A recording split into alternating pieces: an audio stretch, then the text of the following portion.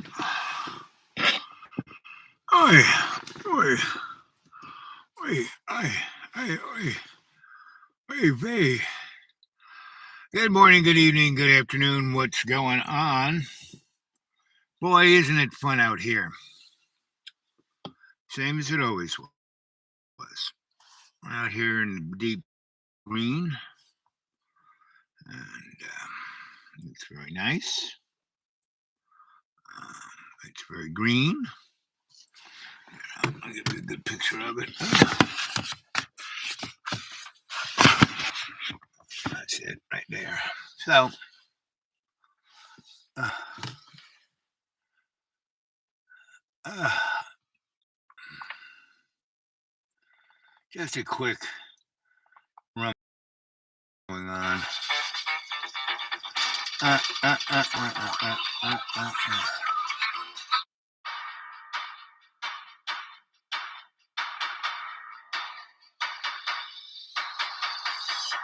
Welcome to U.S. Daily News YouTube channel. Stalin's legacy is suspended because of the Ukraine war. World War II ended when Field Marshal Wilhelm von Keitel signed the unconditional surrender in Berlin in the presence of Allied commanders. The Nazi commander signed the surrender agreement on May 8, 1945, but that moment coincided with May 9th, Moscow time. For this reason, Central and Western European countries have been celebrating Victory Day on May 8th, the anniversary of the surrender agreement. However, most of Russia and other post-Soviet countries celebrate Victory Day on May 9th. This holiday has great significance for Russia, because in the Second World War, the Nazis showed their most barbaric faces in Eastern Europe. In addition, while even the whole of France surrendered to the Nazis within 15 days, the Soviet Union took on the whole attack of the Nazis.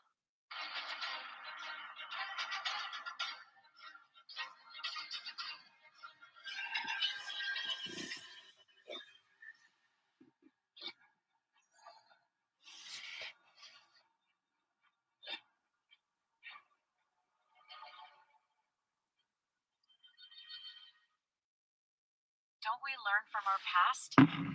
Lack of gasoline for German tanks that crossed into Russian territory was a major issue for them during World War II. Interestingly, a conflict is currently taking place in the same general area, suggesting that military vehicles would once again face gasoline shortages. However, the Russians will be the ones to deal with it this time around.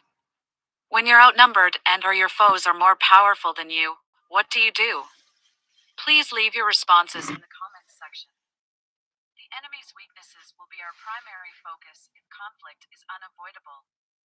In the lexicon of combat, this is classified as normal warfare. Ukraine's current strategies against Russia are reminiscent of those employed by the Soviet Union during World War II against the Nazis. It would appear that Russia does not take lessons from its past. Over the past week, Ukrainian forces have stepped up their destruction of Russian oil installations, ports, and military air bases. These acts of sabotage frequently involve the deployment of unmanned aerial vehicles. Yesterday evening, explosions rocked Russia when an oil store in the harbor area. The Rosneft oil storage facility in Tapso was the site of drone sighting. There was no disclosure of the precise number of Ukrainian drones that were used in the strikes. The unmanned aerial vehicle caused damage to the facility's infrastructure. There was a fire that spread over 200 meters. A Telegram channel user claimed anonymously 2 drones nearby. They supposedly included explosives and detonated 100 meters away from the oil tank, causing damage to the boiler. The Rosneft oil refinery is adjacent to the oil stockpile where the fire started. The fire, which started at around 2 a.m. Moscow time, was put out within an hour, according to reports from the Ministry of Emergencies and officials. The oil did not leak. Photos from the scene show widespread devastation. No details about the unregulated. 5 words you pronounce wrong 2 years before your brain starts. My brain? What about my brain?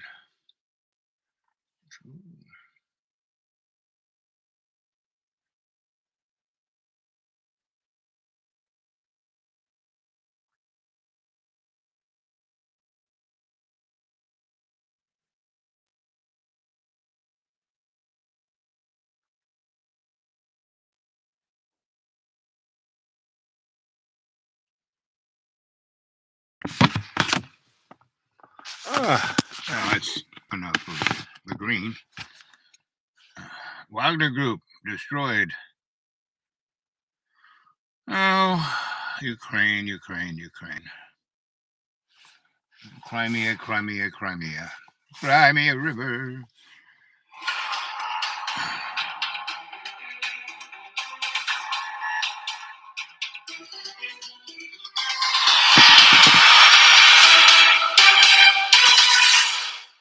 Stalin's legacy is suspended because of the Ukraine War. World War II ended when Field Marshal Wilhelm von Keitel signed the unconditional surrender in Berlin Oh, in no. the presence of.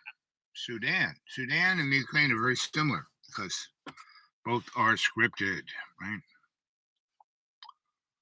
Let's see.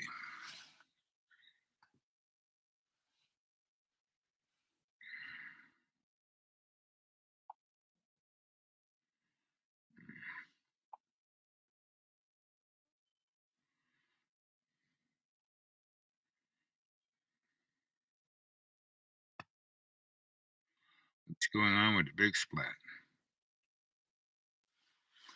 See what's going on with the big splat? Here's our boy. Working at things, wanting to die 1,000 times with my children taken away from me, and still, I don't care about giving a speech right now. It's a waste of time. How do I pay you to have somewhere warm to stay away from here so I can clean it up and make it look really good and sell the house, put it for sale, so I can get the money, so I can go to California and get a lawyer to make Danica live there. Okay, not a problem. Kids, of course, go along with Danica. I will have to say one thing.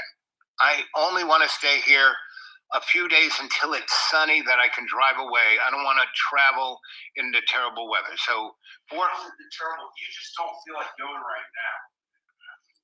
well, not this second, that's for sure. But depending, let's talk about this. 50 degrees tomorrow. It's 43. What's next day, 46. And what is it going to rain, snow? It's warmer now. It's 61 right now. Right. Yeah, that was him kicking me out. But then I left, and then he called me, please come back, oh, boo. And that's kind of going on in our world. And, I keep saying John's the canary in the coal mine of what's going on. And it's always quite interesting. Let's see.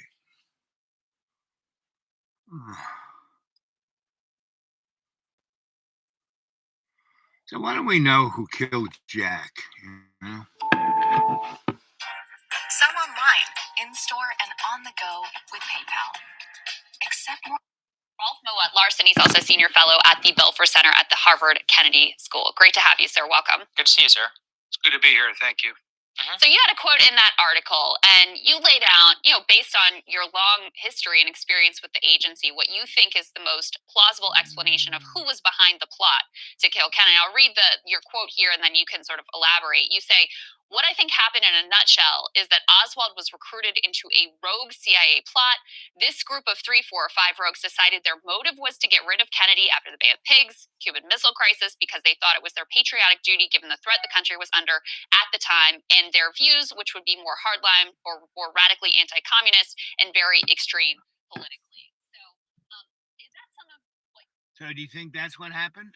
I mean, you have to realize that Rothschild, Big Daddy Bucks, who basically owns everything, and you too.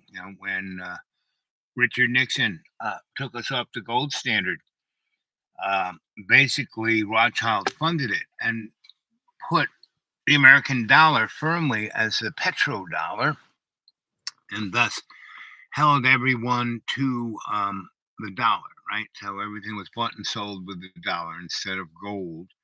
And Mr. Rothschild, kind of swooped in and swept up all the gold. But that Rothschild, his great-grandfather, did the same thing. He had these very swift boats that carried news. This is before the internet. Carried news and artifacts. stuff. He was a shipping magnate all over the world, and so his boats would come in and say, "Oh, wow, there's a war going on in the Sudan. Oh my God!" And then he would buy and sell things on the stock market in the city of London and in Paris, and he would make a fortune, and he would get more and more and more control over the political structures of all these countries because he basically controlled everything they needed, and that's what globalization did, and Mr. Rothschild was the big daddy warbucks of that, right? And he, after World War II, after World War One, the United States was not a gigantic power. It was, it was like China. It was the manufacturing giant of the world, made everyone's stuff, had all the resources, had the shipping. It did not have the big army per se, right? Even after World War One was over, we kind of got rid of our military and went back to a defense force. And it wasn't until the National Security Act in 1947 that we really became the the big stick, right? I mean, we still are. And why globalization works is that our green water, our blue water navy is everywhere, and all the ships are, especially the important ones like the aircraft carriers and the submarines, are nuclear powered. They never have to be refilled with oil, right? And a good number of other ships are also nuclear powered. So we have a navy that can be out there forever, and its supply ships come and go. We are one of the only navies that are logistically able to refuel our oil-based ships, our destroyers, our cruisers, with oil, right? And out there at sea, China can't do it. Really, no one can. England can kind of do it. France kind of does it, but that's about it. Russia a little bit, but they have their spheres of influence. And that's what they go around, right? They don't have a global navy like we do because we are. After World War II, everyone was bombed into submission, and no one had the economic or industrial might to rebuild their military. So the United States started things like NATO and CETO that protected everyone so they could have global trade and not have to worry about people attacking their trading ships. You go read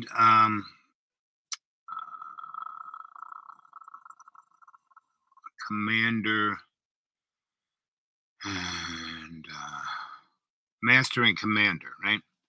And that's a series of ships about a Captain Jack who is, they call him Lucky Captain Jack, and but he's very amazing as a ship captain, not so lucky in love or running his life. And it was written in 1991. I forgot by who, but it's a series of 5, 6, 10 books of the English Navy right at the pinnacle when the sun never set on the English Empire, and that's what kept England in an imperial form. Little teeny island. How did they stay in form? Because it had this navy that roamed the world and stole everything. They went into Africa and India before those guys had guns, right? So a handful of guys with guns could take over Africa. So, and that's why, and they kept the European imperial powers there until after World War II.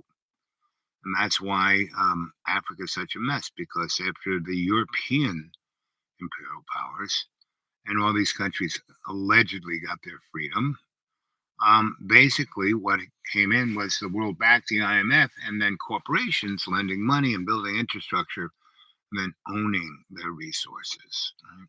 And so you look at Africa, and Sudan is a perfect example because where it's located, right between Egypt and the rest of Africa, the Red Sea, the Black Sea, the Atlantic, the Pacific, they are logistically, everybody and his brother wants to put a naval base there. And they also have a heck of a lot of gold and oil, and what's more important, drinking water. They're the headwaters of the Nile. So look at all of this. No wonder So there's two military forces that really are one force. There's the regular army and then the rapid whoopee force, right? Well, these guys were buddies. Those two generals were best of friends. And the country had been run after they got their freedom from Europe by Islamic, you know, heavy-handed kind of guy, right? And kind of like Gaddafi or Mr. Syria or any of those, right? But worse. And it was the third largest populated country and had all these wealth of resources. And the Wagner Group came in there and got the rapid reporters to go get the gold, right? And so they've been mining gold for the last 15 years and putting in the pockets of Mr. Wagner and Mr. Russia, and the oil is the same. So that's why all of a sudden, bango, these two are going after each other, but they're not. They are like looking like this on one side of the capital city, on the other side of the capital city, and a poor majority of the population, third largest. I think it is either the first largest country, city in Europe and Africa, or the third. Anyway, it's being decimated. So all the infrastructure, everything that was of any social value, was in that Khartoum, that city, and it's being obliterated. Just like Ukraine is being obliterated, just like Syria got obliterated, because all of our history was in Syria, right?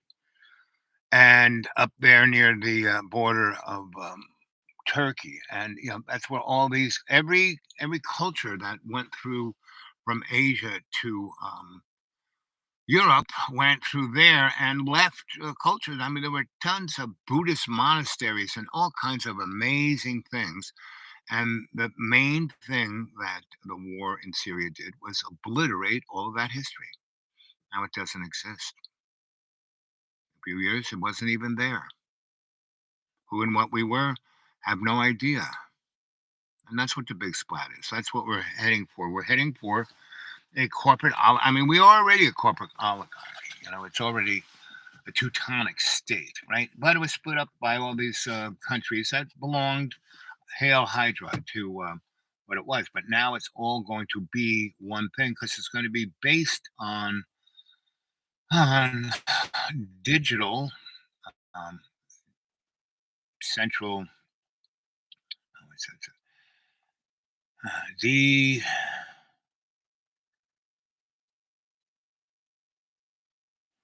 CDBC,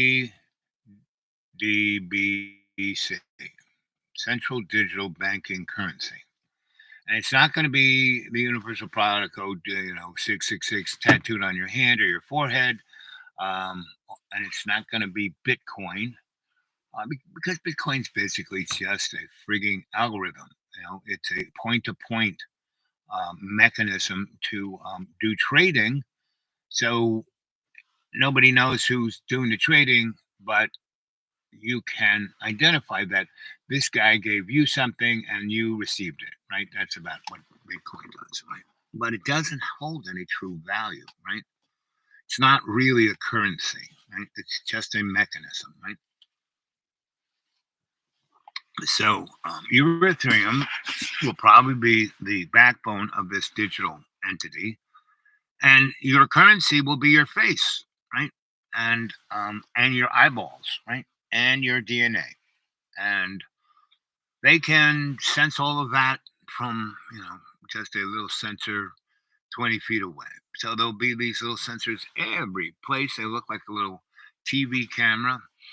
And as you walk around, they'll see exactly where you are. And plus, you'll have your nice little surveillance device, and that's will be what it is. And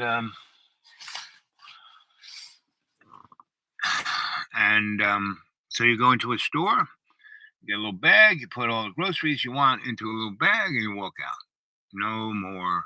Won't be anybody in the store. Period. Right? It's just you and other people shopping. And you walk out, and the device will register everything that you got and take it off your account. Right? And you won't own anything. You won't own a house. You won't own a car. You won't own anything. And very similar to the dynamic that's in China, that's in Estonia, that's in India, that's in a number of everything is digitized, and they don't really have money. I mean, there's a little loose change so you can buy bubble gum or something, but your life will be run on that, and everyone will have that experience. And basically, right now in the United States, when Nixon switched from gold to us being the current, the backstop of our currency, of our economics, and that's why we keep having all these wars. We are the bully boy of the globalist structure, right? And now we are pulling back, just like in 1984. We will become a singular state of Canada, United States, and Mexico. And within that geographic structure, we have two oceans on either side to protect us. We have the North Pole above us, and we have all of South America below us, right? And we're, our southern border, oh my God, it's such a terror. No, bottom line, those people are our citizens. We are just whipping them into shape to be good slave citizens, right? And you will see what's going to happen is the insane clown party, which is the neo insane clown party, which is the Republicans, and the uh,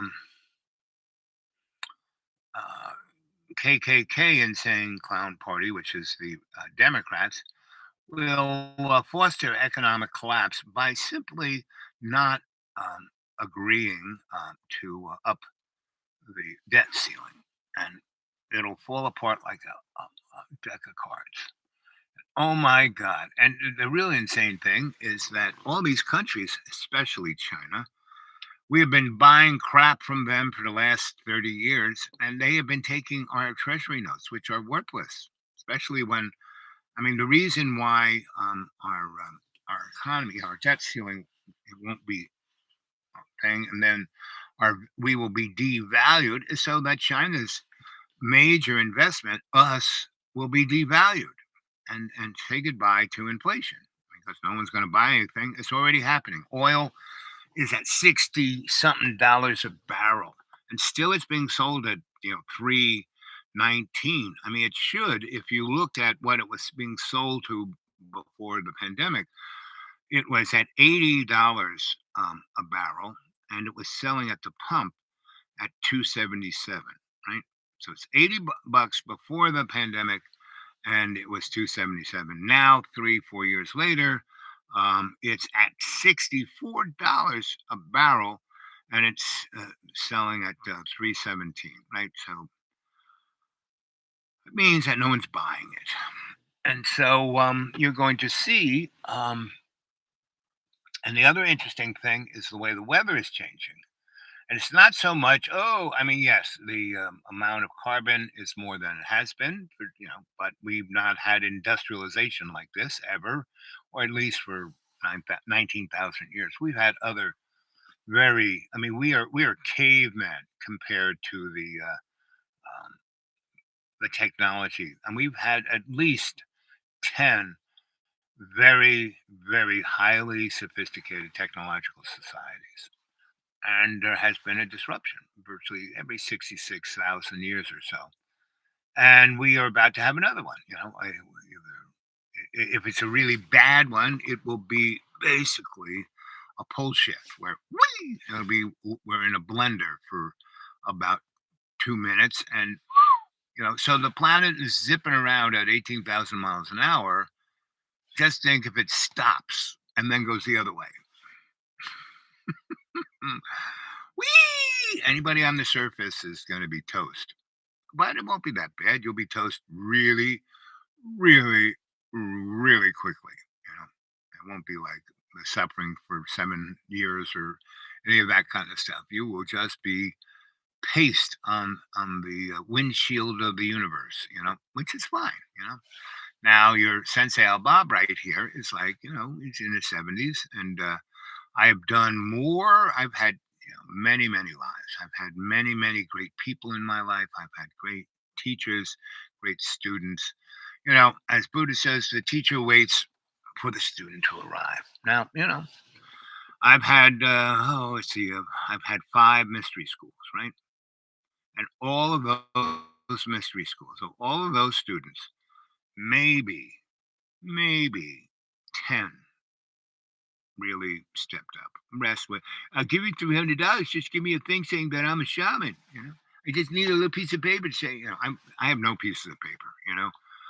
All the universities, I keep saying, well, I got more degrees than a thermometer, right? And people hate when I say that. Just like when rich people hate it when I say, I'm a millionaire that lives on $400. Well, I do because I knew this time was coming, so I just pared down my expenditure. Because when they don't raise the debt ceiling, basically anybody who gets anything from anybody is not getting it. Social Security, any kind of a little coupon from the your invest anybody who has investments in the stock market. Good luck with that.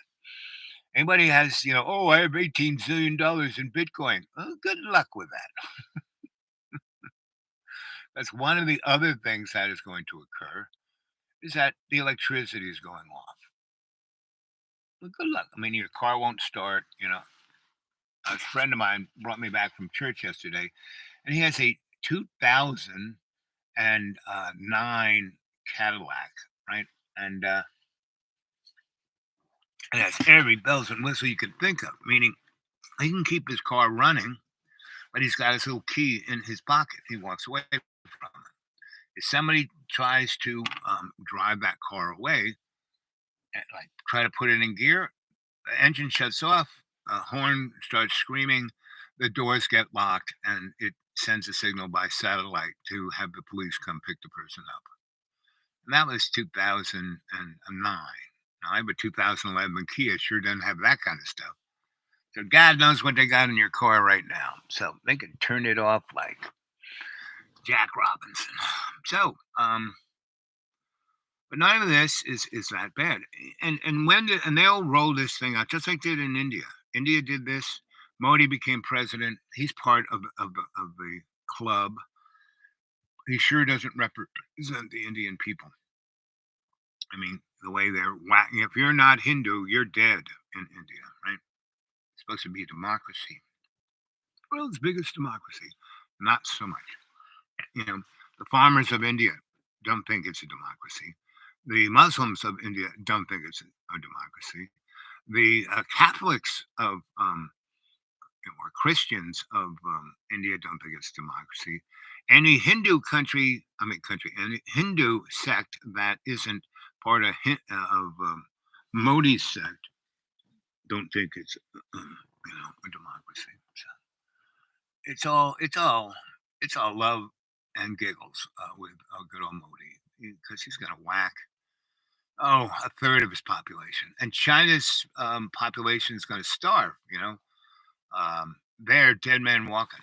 They have no food. They have no energy, and their demographics are upside down. They got more old people than young people, so they don't have people to buy stuff, and they don't have people to work in the factories to make stuff. Now they got the technology to, robotize a good deal of their manufacturing, but if you don't have it to sell to anybody, and all of your investment in U.S. Treasury notes are useless paper, yeah, good luck with that. So, and then especially you've got this gigantic landmass of a country, and it has about 58 different racial groups that hate each other. Good luck with that. United States, we don't really. I mean, they try in every which way to have a civil war here, and they can't do it because no one cares, because no one comes from here. We're all immigrants. And really, we're going to have a civil war on, what gender bathroom I use. I don't think so. We're going to have a civil war about a history that never existed, like the white, supremacist, history, because it never really existed. The only white supremacists in America were the, guys who signed the Constitution. They were wealthy landowners. There aren't too many of those in America, and there are even fewer today because there aren't any individuals. Even the guys that we think are rich, like Jeff Bezos and Elon Musk and Billy Boy Micropenis and et al. those guys are just poster boys. They have no money. They have no. They have no no consciousness. Niels Borg or one of those physicists said that the only thing that exists is consciousness. We do not understand or even can see the macro uh, of the micro of God's eyelash, right? Meaning, we don't know whether it's an electron or a proton. We don't know if it's a wave or if it's a frequency. We don't know. When we look at it, it's acting in the way we think it should, and if we think a different way, it acts in a different way. And none of this is taught in universities. Everything in university is somewhat of a religion. It's coming from a textbook. And Jesus himself said, "Listen, when I split here, I'm going on vacation with Mary and the girls. We're heading for France. We're going to be on the beaches of France, and you morons, you got it. You couldn't even stay awake when I tried to introduce you to God in the garden. So good luck with it. Goodbye and good luck." That's what Jesus said. But I'm still going to be here because I'm not going nowhere. Because if I do, you guys will be toast. So God didn't go anywhere. He didn't go up to heaven. No, because God is God. God is everywhere. Come on, guys, wake the frack up. God is in every. Did you ever look at a little cell under a microscope? This beautiful little goldish blue ball that's vibrating with love, right? And then over here is this gloppy chocolate mess of our dead cells, right? And that's kind of where we're at. We're in this little complicated, the dead cells that are trying to animate themselves by sucking the life out of God, and dumb work. Unless you are there with love's co-creation, you're just a gloppy, rusty, not chocolate. I'll take it back. It'd be nice if we were chocolate, but we're not. We're not like a chocolate bunny. We that gloppy brown mess is more like a rust spot. That's really who we are. We are a rust spot. So let's see. Boop, boop, boop, boo, doo, doo, doo. Mm, mm, mm, mm.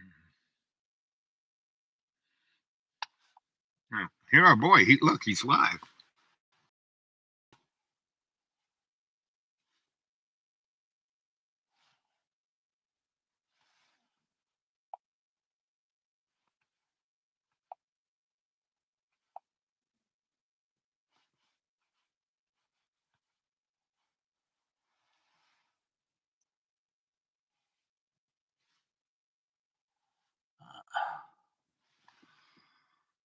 He's useless. Must be nonsense. Let's see what that is. I turned my wireless on last night. I sometimes do that when I'm on my own, sitting in the kitchen, having a meal. And I was listening into that program, you may have heard it, called The Rumour Mill. It's a very old-fashioned type of program. And I think you can only get it on the old-fashioned type of wireless, the ones with the valves that light up and they sort of give you woe and flutter and they crackle around a bit. You tune it in. The Rumour Mill. And I was listening to The Rumour Mill, and it was fascinating because there was a gentleman on there talking in a very sort of staid voice. "Hello, this is the Rumour Mill." And he was saying about the Queen. I thought, the Queen. Poor old Queen. I do miss the Queen. Don't you miss the Queen? It was lovely having the Queen. She's now gone on to the next place, hasn't she? She's not passed on, passed out, or passed over. She's died. And it's a bit of a shame. But anyway, I was wondering, okay, you've pricked my ears with the Rumour Mill. And of course, this is possibly a load of old rubbish. It's all just gossip and hearsay. It can't possibly be true. But on the rumour mill, this gentleman, the posh-sounding chap, was saying it was interesting that in 1953, when the Queen was doing her coronation, because we've got the King doing his fairly recently, aren't we? On I think in May the 6th, I believe it is. Anyway, the Queen apparently did her oath and did that whole thing at the Westminster Palace or wherever it was, and she said her magic words that she was the Queen. They stuck the crown on her head and all of those things. But apparently, according to this chap on the rumour mill, that she abdicated 3 days later, and she was no longer the Queen, but she became the chair of the estate. And of course, I was thinking, what? And at that moment, you know what it's like. One of the valves was sort of dimmed a bit, and I couldn't quite hear it properly. And I was tuning back in, and they started to say, yes, no. The chair of the estate means the crown estate, you know. And they said, but what you may not know, and of course this is just rumour, that it isn't actually belonging to the royal family anymore, or indeed the land of England. It actually belongs to the bankers within the square mile in London. And I thought, what? This does sound a bit odd. So apparently she, in this rumour, she had abdicated and now was just really the figurehead with the bankers, these mysterious bankers, apparently, according to this rumour, was telling her what to do. I found that a bit strange and most unlikely. Couldn't possibly happen in a real world.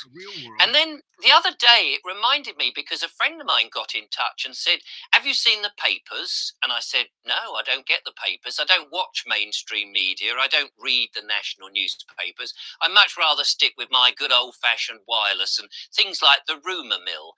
And he said, oh, you should see the paper because there's a picture of these two new thrones. These are being made for King Charles and Camilla, the Queen Consort. And I said, oh, why? The old throne, are they sort of worn out a bit? And he said, no.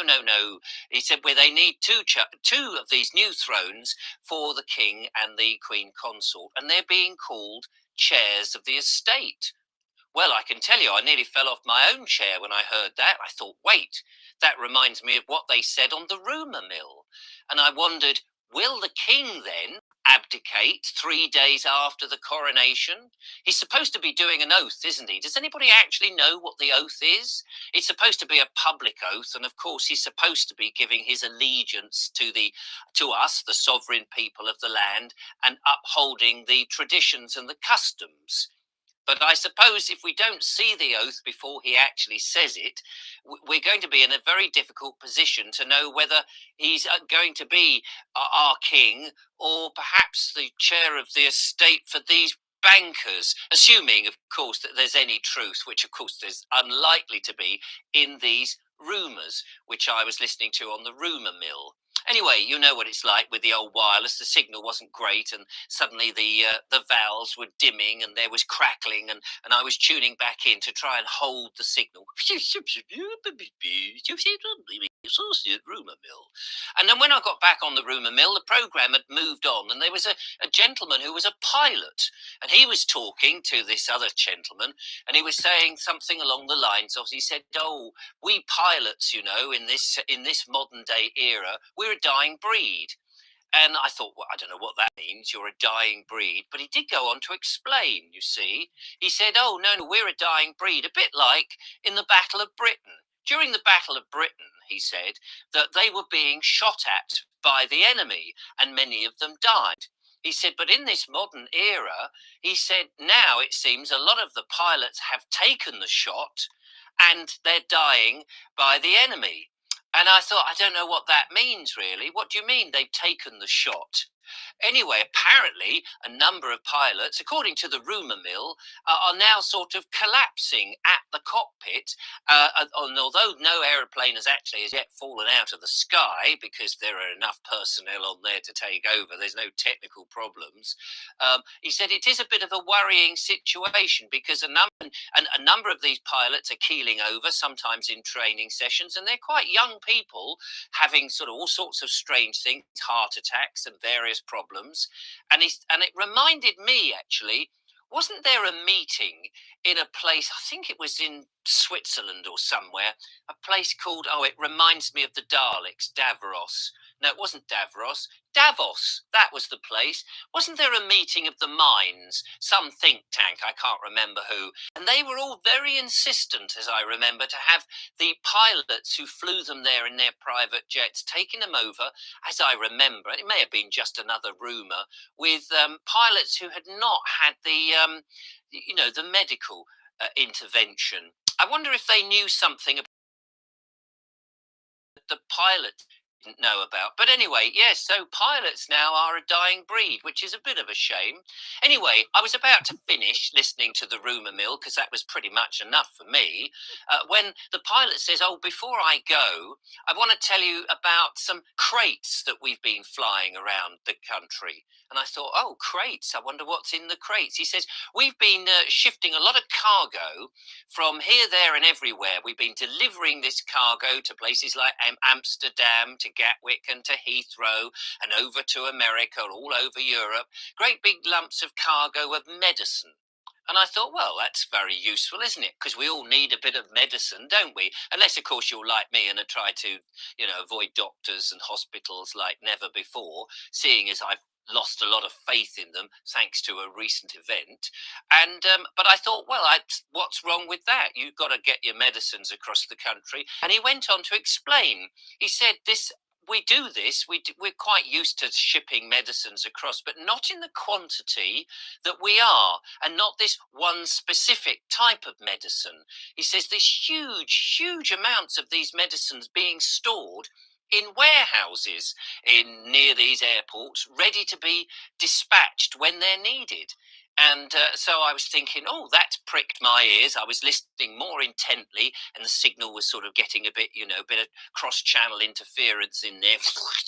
I was listening, and I thought he said, and I can't say for sure because it is only the rumour mill, and you can never believe what they say in the rumour mill. It's all a load of nonsense, really. But I thought he said it was to do with avian flu. Now, I knew that aviators flew, but avian flu, that's to do with birds, isn't it? So presumably a lot of birds are getting ill, and these benevolent people who are shipping all this cargo are obviously making sure they've got special medical interventions for these birds. Although quite how you manage to get to the birds, you have to wait for them to drop out of the sky. And then I remembered, of course, oh, wasn't there this thing that avian flu can pass to humans? So it made me wonder, oh no, speculation. Is there going to be, seeing as everybody seems to enjoy a good pandemic, another one? Perhaps it's going to be avian flu. And maybe all this is very sensible precautions from our benevolent government. And indeed, world governments, because it seems like there is now a world government, not that it's been elected or anyone's asked for it, not the people, not the sovereign people, but maybe that they have got our benevolent interest at heart, and they're shipping this wonderful special magic medicine, which will be another reason for us to be maybe locked down and maybe being alerted to on these phones, that we now have this special magic alert mechanism in which we will be blasted. They're going to do a test on the 23rd of April, St. George's Day. Lovely day to have your mobile phone suddenly light up at the brightest and the loudest, telling you not to worry, don't panic, Will Robinson, there's no need to panic. And you think, well, why are you telling me there's no need to panic? But apparently that's it. So I wondered if the rumour mill could be saying, yeah, it's a great way now that we can communicate and send a little bit of worry and fear to everybody, to remind them to go and make sure that they get the new medical intervention, because the last one was so successful. And you only have to ask some of those pilots who are a dying breed how successful those medical interventions were, and maybe that's what it is. Anyway, that was really getting too much for me, and I was about to turn it off, and one of the valves was looking a bit dodgy and as if it was going to explode, because that's what they do in the old wireless sets. When the pilot he said, oh, just before I go, just to warn you, I was flying the other day and this unidentified flying object went zipping past me ever so fast, and it seemed to have the name of a government on the side of it, as well as UFO test. And he said, I don't really understand what it was, but he said, in my opinion, and it's only an opinion, it seems that there's going to be a spate of these flying about, and maybe we'll also have a text to say, warning, get inside, because we're under attack from UFOs. Only because he's seen the testing of it, that actually it's not real UFOs or aliens from another planet, but it's some sort of pretense. These things accidentally knock down an airliner, and people, crash and die in a horrible, agonizing death, and the people think, oh my goodness, we're under attack from UFOs. He said, no, it won't be real aliens, because I've seen them testing. They've flown past. So anyway, that was the rumor mill. I thought, what an interesting program. Take it with a pinch of salt, of course, because it's just purely rumors, speculation, gossip, nothing to worry about. Just as I was relaxing, all 4 valves in my wireless went poof, like that, and I was immersed in smoke. For a moment, I thought my phone was going off with one of those emergency alerts. Dear, oh dear. Oh, I like this guy. Join. I'm joining.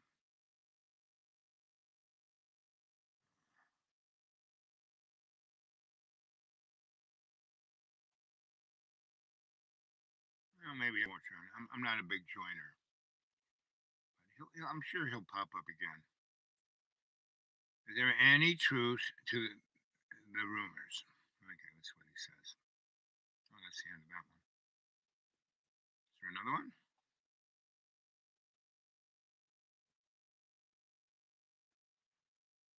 Oh, yes.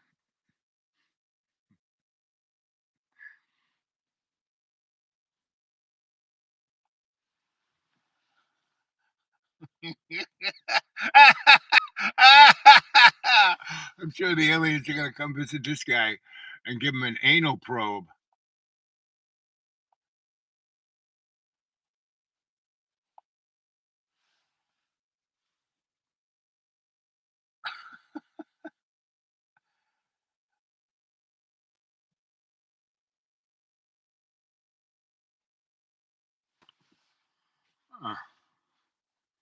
Well, enough of that. We don't need to know or hear or want to any of the above.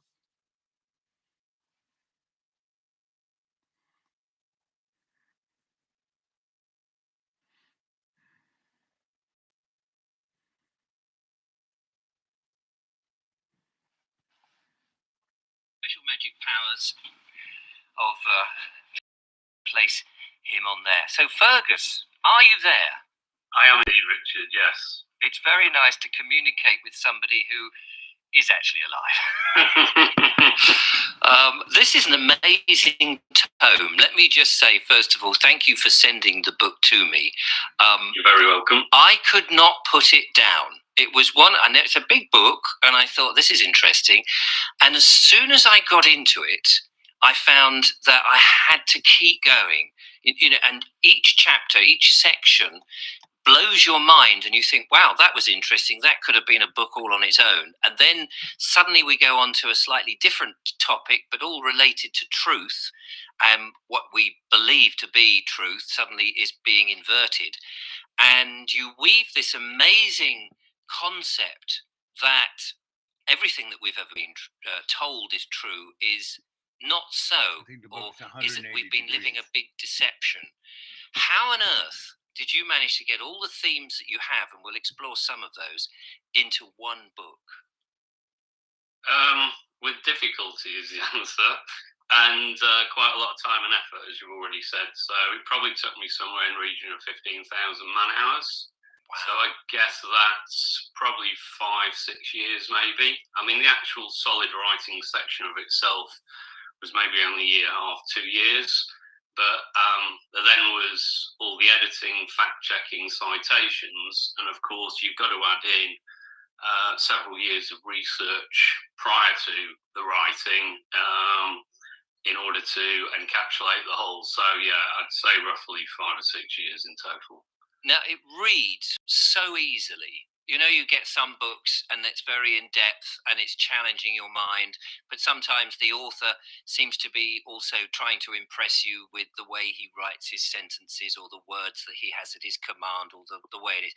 Yours just, this book was so easy to read, so that actually it was relatively quick to get through. And you use this very clever device of highlighting the point that you want by using real quotes from people. And you say very early on, it doesn't necessarily mean that you like the person who's quoting. It's just that the quote they say is so relevant to the point you're making. That must in itself, knowing all those quotes from different people from all sorts of different works, right up to sort of the current time as well as historic figures, must have taken a long time to sort of have. Or are you somebody who Awaken to build more in bloom. I went for a walk last night. I often do that just to freshen up after a day. And as is occasionally what happens is, as you're out in the public, somebody recognizes me and they say, "Oh, hello, Richard. I enjoy your videos," which is very nice. And they've become quite popular. Well, on this particular occasion, I was just minding my own business and somebody said to me, "Hey, Richard, have you got a moment?" And I said, "Oh, hello." And I noticed that out of the gloom came this rather unusual looking fella. He had this sort of dark floppy hat, a big long black coat, and greyish hair, and a sort of long, what would you call it, a Gandalf style beard. And he looked at me and he said to me, "Let me buy you a drink. I want to tell you something." He said, "You've almost got it, but not quite. And I want to tell you the greatest secret." And I thought, "Oh, okay." So we went into a pub and we bought a couple of ales, and he took me to the very back of the pub in one of the darkest alcoves where he said we couldn't be overheard. And we sat down, and as we sat down, he reached into a bag and pulled out a board. And he opened this board, and I noticed it was a game. It was Monopoly. And I thought, oh, you know what it's like at Christmas when the board games come out, and Monopoly is one of them, and you think, "Oh, we're going to be here for hours." And he said, "Don't worry, I'll be as quick as I can." So as we sat down and we were drinking, and he was bringing out all the paraphernalia that you have, the little silver object that you're the playing things, there was the top hat and the dog and the train and the iron and a number of others that I can't now remember. And then there were the community chest cards and the other ones, I forget what they're called. And then there was some of the Monopoly money, which he was just sorting out into different piles. And I thought, well, this is interesting. And he said to me, "Oh, pick a character, whichever character you like." So I looked down and I thought, actually, the top hat. I quite like the top hat. That would be lovely. So he said, "Do you know, your parents have done you a very big disservice in life." And I said, "Oh, really? What do you mean?" He said, "They informed on you." And I said, "Oh, I don't understand. What do you mean they informed on me?" He said, "When you were born, they informed the government about you. They took you to a building, a government building, and there, some 14 days after you were born, they told a registrar about you, and they gave away your legal title." And I said, "I don't really understand what you mean." They said, "Well, the registrar filled in a certificate, did they not? Sure. They filled in your name, and your parents were the informants."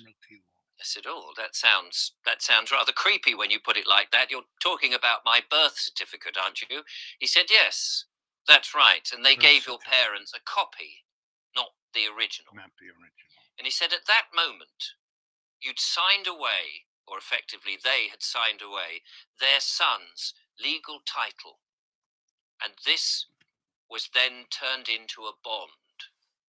And I said, "Oh."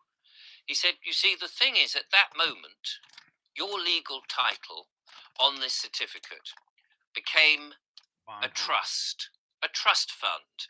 The Treasury has now turned this into a trust fund.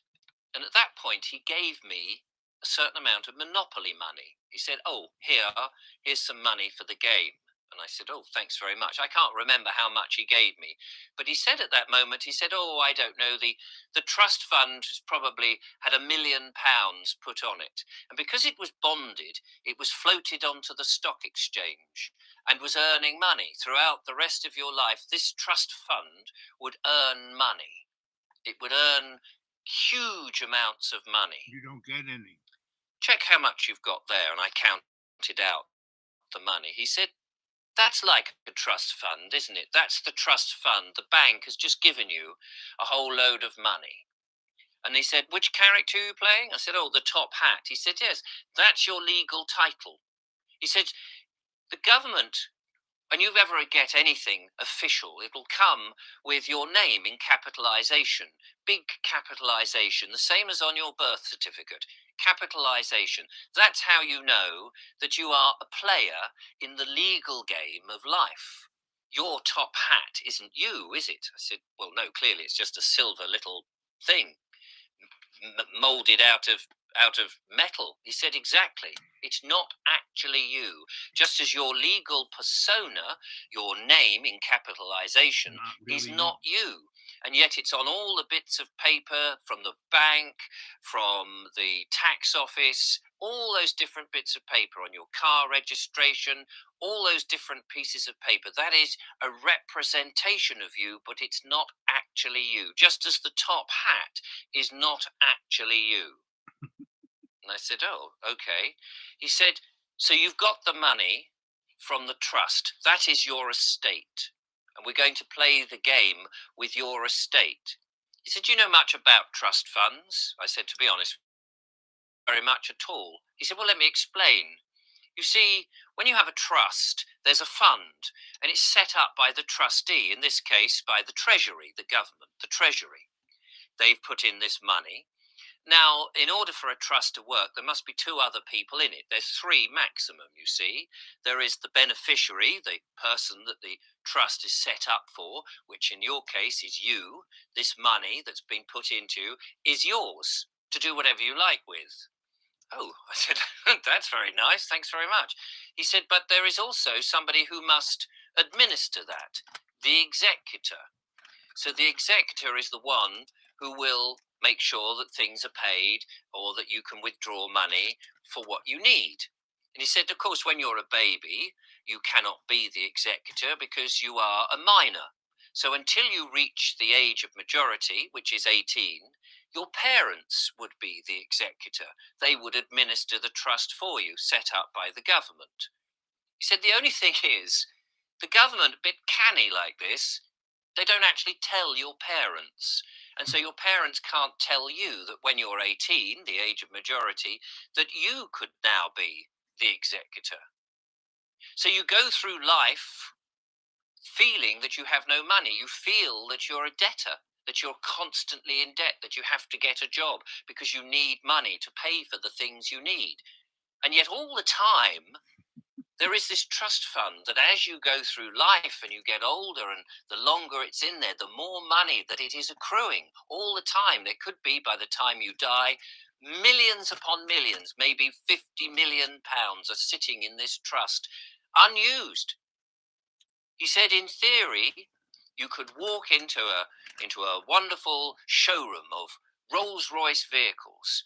You could, in theory, go up and say, 'That one, is that the most expensive Rolls-Royce? How much is that?' It could be £1 million. You say, at the age of 18, 'I think I'll have that because I'm in credit. You've got this trust fund.' I said, 'Oh.' He said, 'All you need to do is autograph the credit note and the car is yours.'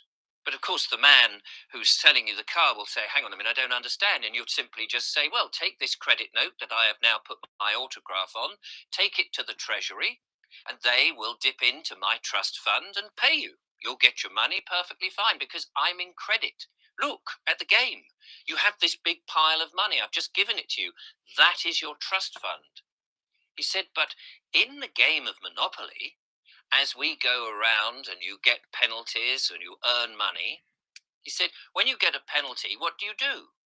I said, well, I just pay it out of this money. He said, yes, that's what you should do in life. But in life, you don't go to your trust fund.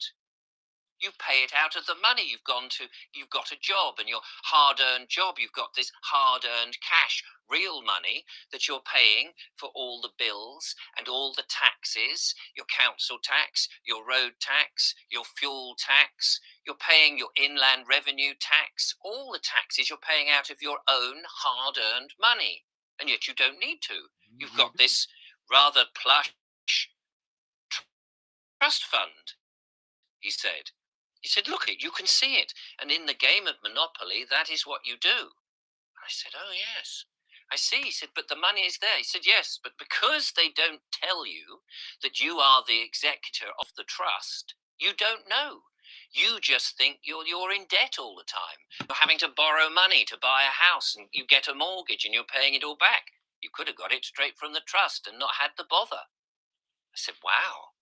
He said, but through life, just as you play on this game of Monopoly, there are hazards.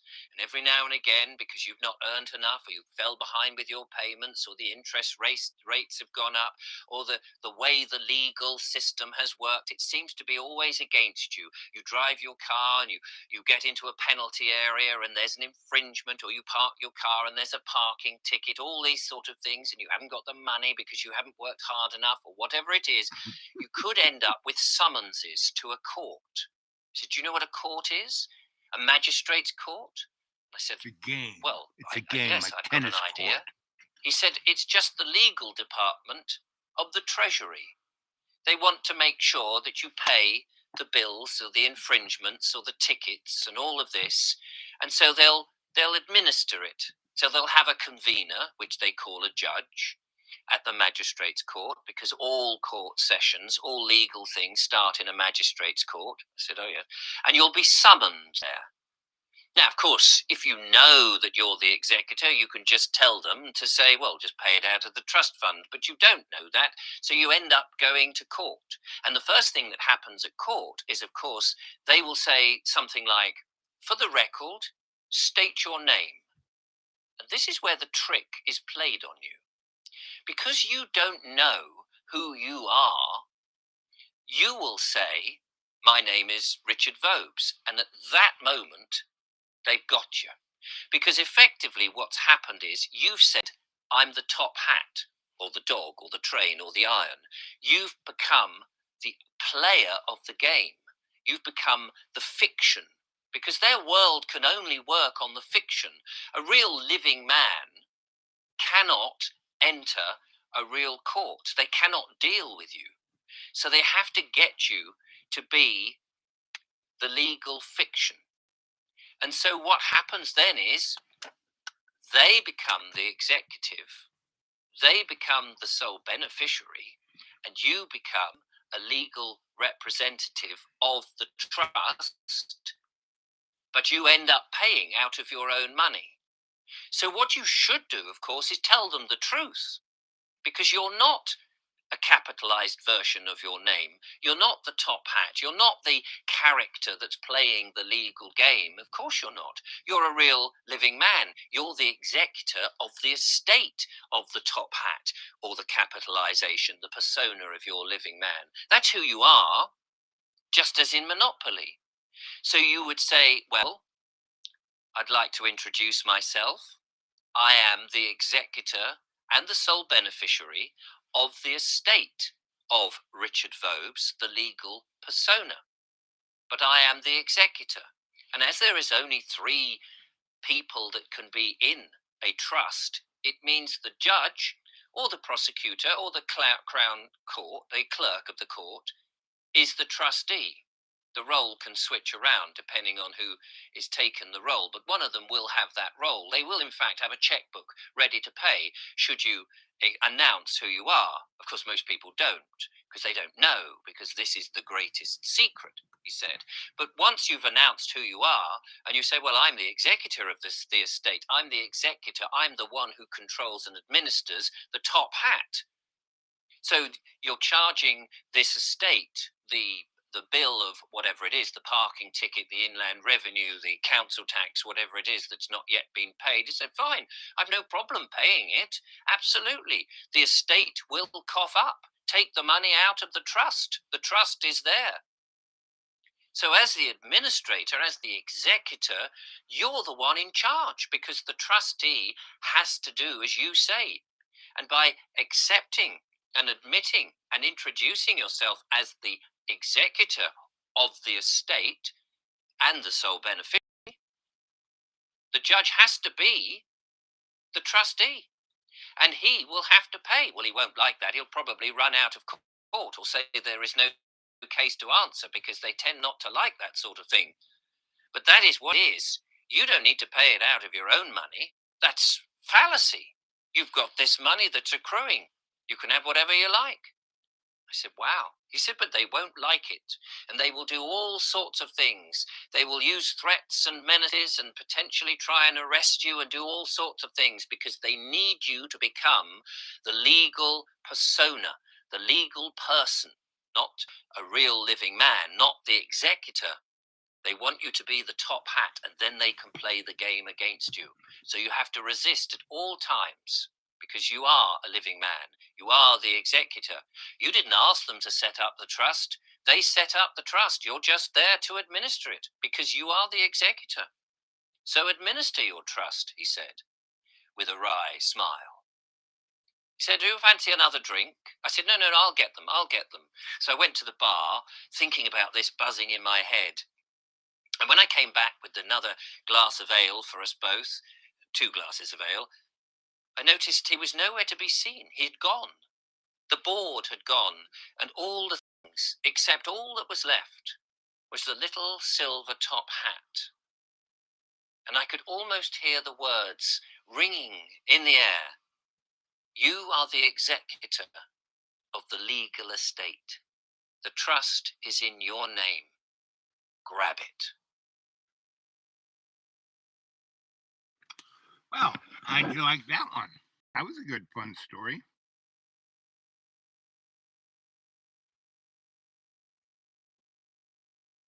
This guy is all right. I like this guy, and it just appeared on my thread here.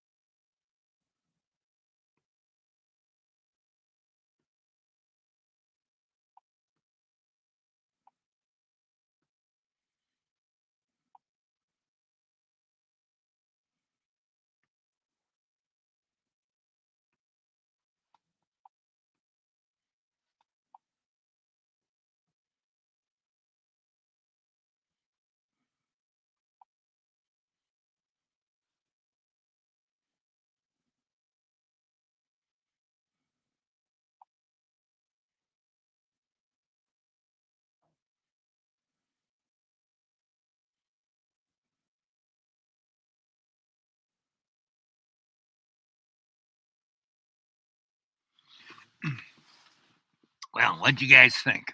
Not bad, eh? I like this guy. You make the money. The day is coming. It's down to us. You are getting one, like it or not.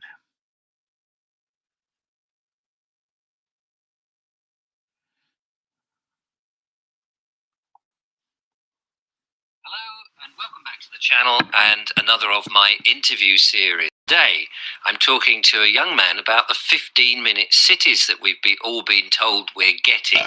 He's done a deep dive into this and found out some rather interesting and I'm assuming worrying thoughts about this or information. His name is Tony.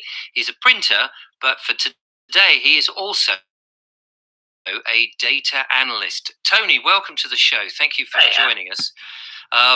Lovely to have you here. Interesting that you have spent some time going into all of this slightly worrying and concerning thing that we're all worried. Should we be worried about these 15-minute cities? Oh yeah, definitely. Yeah.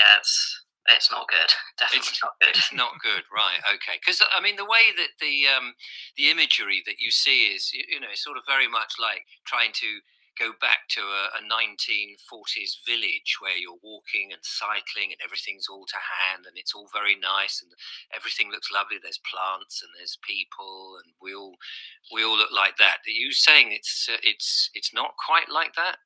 Not quite. No. At least in the 1940s, sort of cities and towns, you were allowed to drive around. Right. With these ones, you've got all your LTNs and everything, which means that you can. And then on top of that, you've got sustainability, which underpins the whole lot, which is a lot of the policies are fairly draconian around that. So, and that definitely wasn't 1940s. So these are sustainability is one of those sort of weird words, isn't it? That it sounds okay. It's what's wrong with sustaining things, everything being sustainable and all of that. But actually, it has a somewhat darker side to it. Yeah, definitely. Yeah, it's definitely got a darker connotation. I mean, on the front of it, it all looks fine.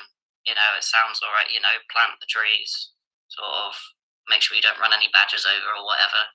It's that sounds all nice and rosy, but Right. you sort of go a bit deeper into it, especially with what's UN's been publishing, and you're just like, yeah, this definitely not good. So all the information is out there. You just have to look for it. I mean, it's like so many of these things. It's hiding in plain sight.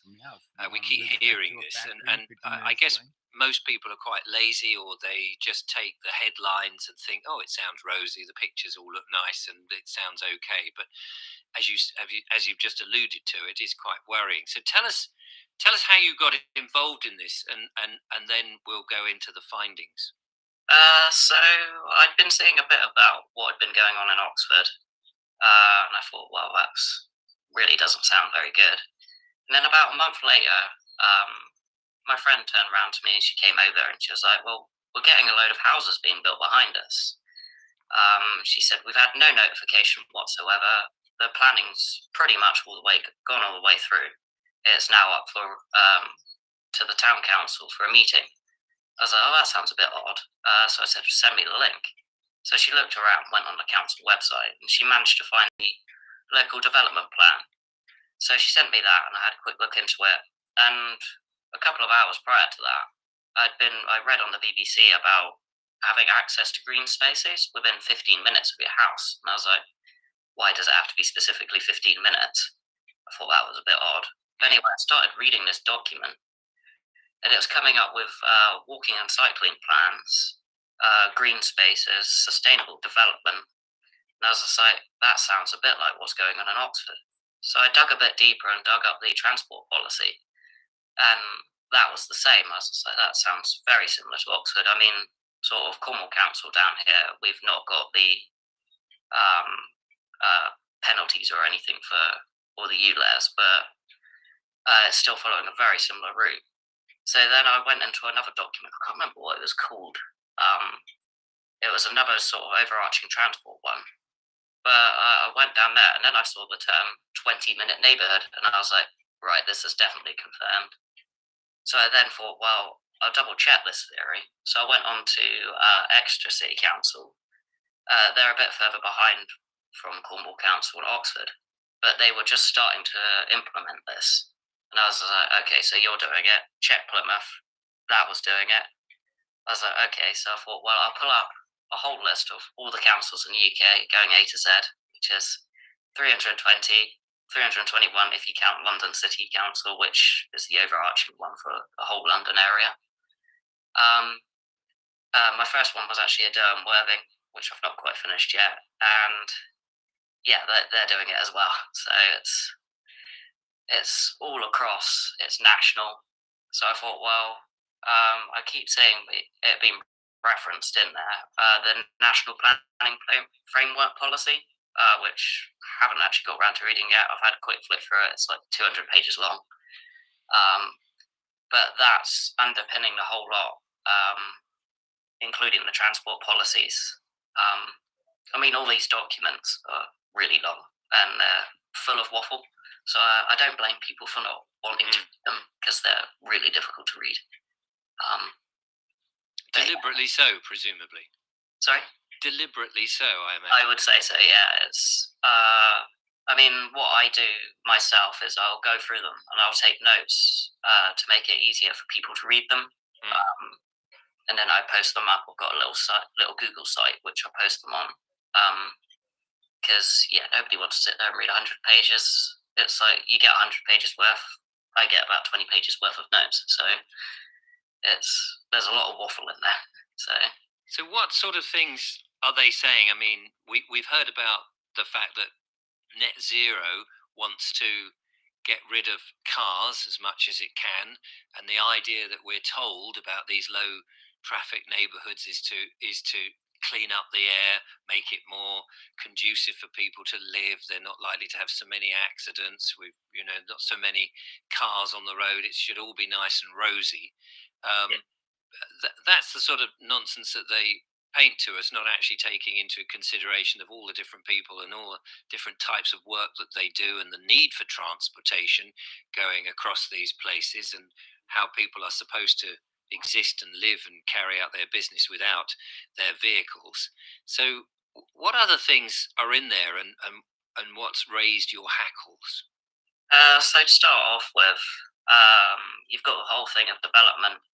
So everywhere's getting a whole load of new houses, regardless of whether you're rural or urban. A percentage of that it sort of varies from council to council. I think the minimum is 25% is affordable housing. What they want to do with that is they want to intermix it all in with sort of paid for housing as well. And they want people from all backgrounds sort of living in these houses, which I suppose is fair enough. I personally think there'll be a few issues with that because not everyone gets on. So you've got that. You've got energy efficiency. All these new houses have got to be as energy efficient as you can.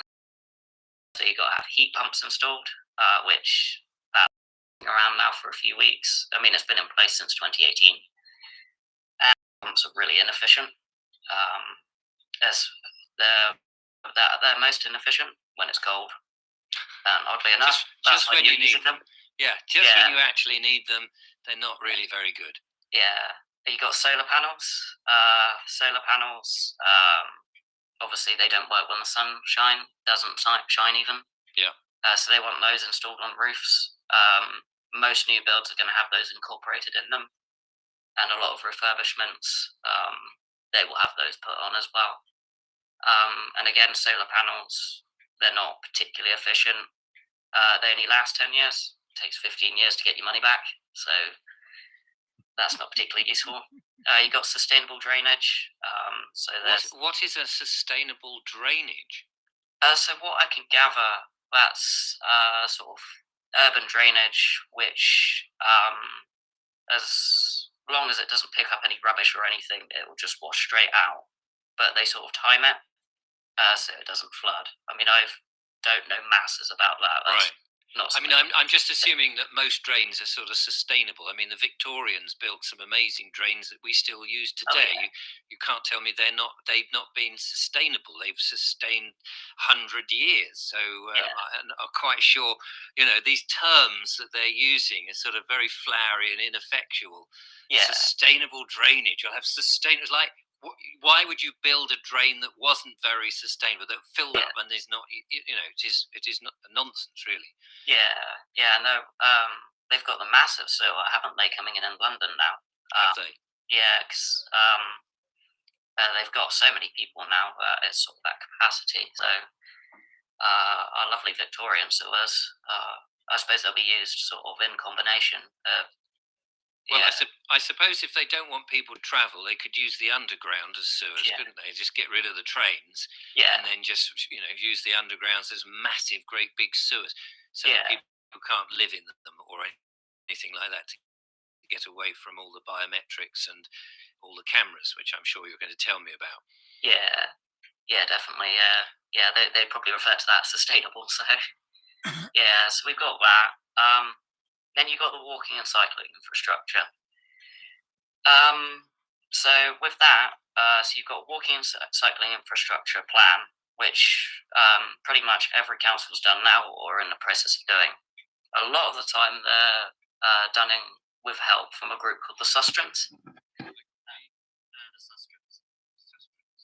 So they're a cycling charity. It's UK-wide. What they do is they lobby the government for walking and cycling infrastructure. They do quite a bit more than that. They actually sort of indoctrinate children as well. So I've been on their website. They've got documentation on 20-minute neighbourhoods on there for COP26, which they wanted to teach children during that, which was a bit concerning. And then they've got sustainability and net zero as their current sort of teaching resources. That's quite worrying.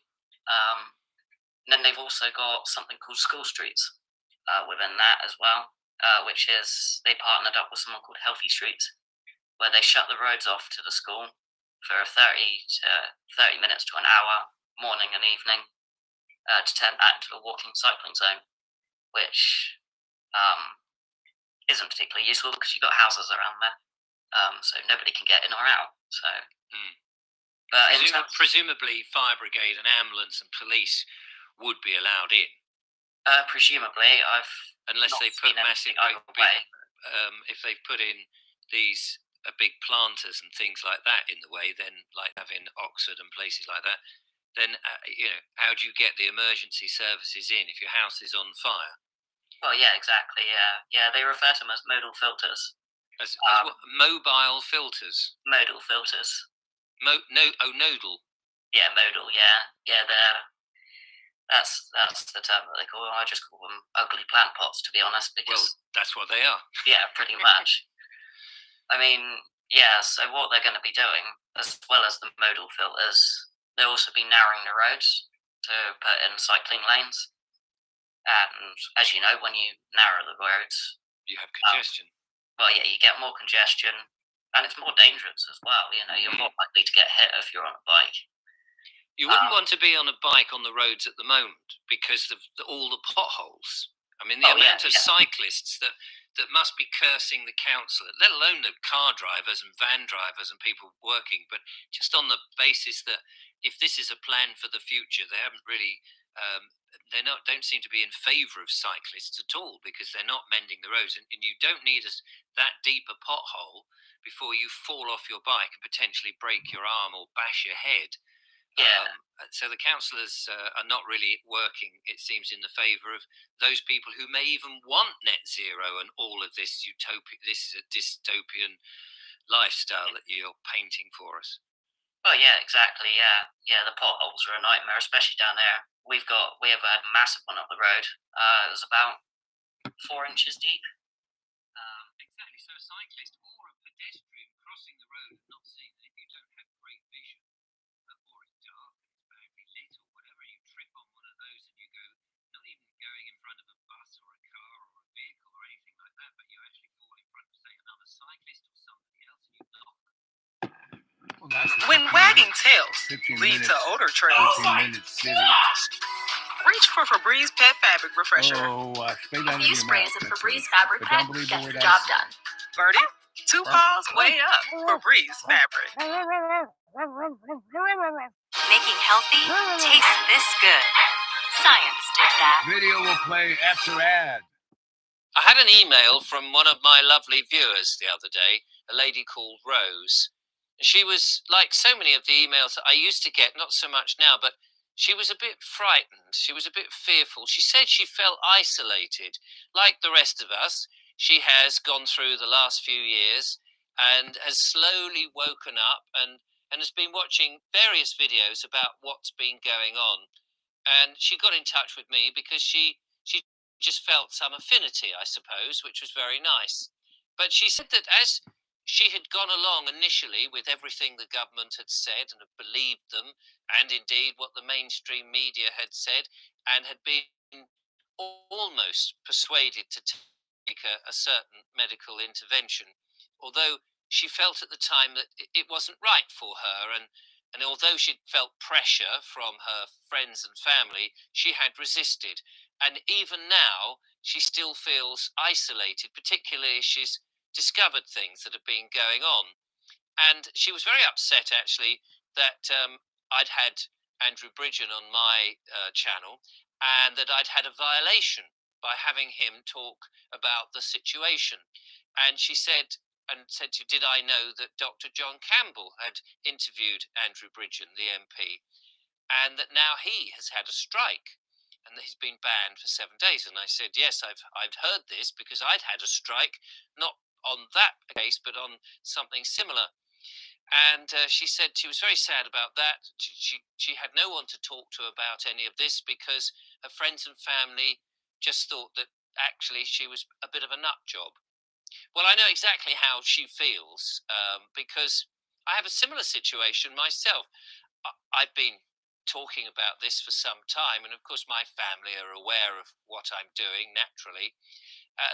Some of them are sympathetic, but my eldest son he's convinced that I am also a bit of a nut job, that I've fallen down the conspiracy theory route. And he's dubious about everything I said. Well, the other day I was interviewed by the Council for World Health. They're the people that are operating and running the Better Way conference in June in Bath on the 1st to the 4th of June. And this is the conference. I mean, this is the conference that they've had one before in which they were talking about health and trying to work out what the problem was that we had a few years ago and how we deal with that, especially as there were certain treatments that the government and the medical profession were not investigating.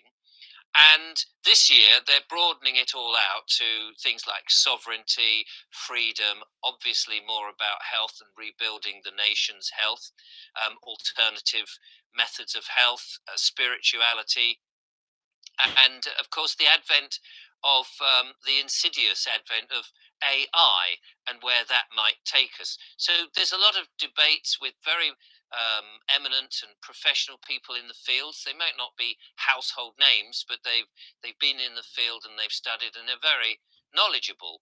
And I had been asked, incredibly and very humbly, I thought that I'd been asked to host a couple of the panels, which will have important people on. And I know that on one of my panels, I've got Andrew Bridgen, I've got William Keat, I think Mark Devlin, various people who will be bringing a lot of knowledge and ideas and those sort of things to the table. And people will come, they can buy their tickets, of course, and come, and they can watch virtually from afar because it will be streamed, and it's going to be an amazing event. So I was very proud to be interviewed about this because I was honoured, very honoured, and humbled that I'd been asked to take part in this, just to host a channel. Now I'm not an expert in anything. I'm not a professional in that. I'm just a YouTuber who, up until recently, was looking at Englishness and heritage and landscape and nature in my videos. And here am I now talking about what's going on in the world and trying to help people and wake people up and share my opinions. And I've been doing all these interviews and I've met some amazing people. So when I was interviewed the other day, I thought I'll send it to my eldest son. And I thought he might be proud to see that actually his dad isn't quite such a nut job after all. And, I'm hosting a panel. I thought it would help reconnect the sort of loss that I feel that we've had between us. Well, curiously, it did the reverse. I know it did reverse. He came back and he said, "Oh, isn't that that's an organisation that sort of it's got a funny name, but has recently just been peddling something called ivermectin." And I said, "No, I'm hosting a panel for this thing. It's taking place at a conference in Bath. It's a little bit more than what you suspect." Anyway, I got a tirade of stuff from him after that, saying, "Look, I don't want to hear all about your conspiracy theorists and what you're doing. I don't want to find out what you're up to in all that area in the next 30 years." Basically, he was saying that I was categorically a nut job. And his last bits of it was, fleece them all, make as much money as you can, but don't keep telling me that what you're doing. I don't want my father telling me what conspiracies he's involved in for the next 30 years. And I thought, thanks very much, son. So that is a difficult situation to be in. So it is. I know what it's like to be isolated, and I thought I would say this in today's video because a lot of people will feel the same, that they are now waking up, they're looking and they're seeing what is so blindingly obvious, but some people still have their heads in the sand or just believe that none of this is rubbish. There is a court case coming up in South Africa, and if this court case happens, it's likely to blow the lid. It really is likely to blow the lid and reveal that those leaders across the world who've been pushing a certain medical intervention and have mandated, and the media personalities who've been complicit, and even the doctors and nurses who inadvertently have fallen for it, it's going to have a huge impact. I think that potentially governments will fail when this comes out because the people will realize that these government bodies, the people in charge and the elites in the medical professions knew how dangerous this substance was that was being peddled and pushed and persuaded and in many cases forced. And when that happens, the rest of the world will actually rise up, and even my son will have to face the facts, and it's going to be difficult. And so people like me and people like Rose, we have to stay strong at this point because the rest of the world will have a shock, and we have to be ready for when that shock comes. We do need to be able to bring them up on our side because it's not their fault. They've been persuaded by the most powerful operation possible. So we have to let them save face. I made a video about that. And then I feel that what's going to happen is there's going to be a rising of the people. There will be, we won't tolerate this kind of behavior anymore. We won't really be able to have these type of governments anymore. It's curious that this should happen now because I ordered a few weeks ago this amazing book, and many other authors have written about the same subject. This is Juliet Barker's book called England Arise. It's about the people, the king, and the Great Revolt of 1381. You may know it better as the Peasants' Revolt, but it wasn't just the peasants that were revolting. This took place in 1381, what's that, 700 years ago, where the people, Wat Tyler, John Ball, and Jack Straw, amongst many others, rose up across the country when they were being taxed too much and their way of life was being undermined. It seems that that's what's happening now. Our way of life is being undermined. We're being told we're getting from tyrannical governments, 15-minute cities, digital IDs, central bank digital currencies. We're going to be eating bugs in our food. Who knows if they're putting stuff into the sky and dimming the light. There seems to be a conspiracy, not from me thinking about what's going on, but from them bringing it down to the killing off humanity in many different ways. And I think the time is approaching now where there will be a great rising, a second great rising. And this will probably be across the whole world. We've seen where all sorts of factions are starting to rise, protest. But this, if it happens, it needs to be peaceful. It needs to be solid, and it needs to be unified, but it must be above all peaceful. We must effectively have the unlawful rebellion, that we no longer consent to the nonsense that's coming down at us. I feel in my bones that there is the appetite is right for an amazing great rising. We need to get through the coronation here in this country first to see what happens and what the king says. The oath now apparently is available to see on the where is it on the I think it's the Archbishop of Canterbury's website, and it doesn't seem to be as dreadful as it makes out or we were worried about. But let's get through the coronation first. And let's see what happens, because I think there will be a great rising and we'll all be better off at the end of it. Okay. That's today's show, The Great Rising. You know, what's up with the big splat? I think today, let's see, Friday was the 5th, 6th, 7th. Today's the 8th. So this is, 5 years, right? 5 years of Al Bob, Sensei Al Bob. And, how many, let's see what YouTube says about Al Bob.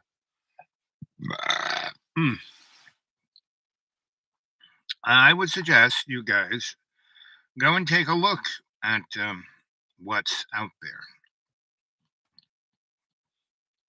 And that's Richard Vobes, Vobes, right? Latest to make money. Let's see. Channels, community. Let's see, what's this community? Bold Explorer members. Okay. Channels. After school, that's a good one. Phoenix history, that's a good one. Anything goes. Riverford Olympics. Bold Explorers, right?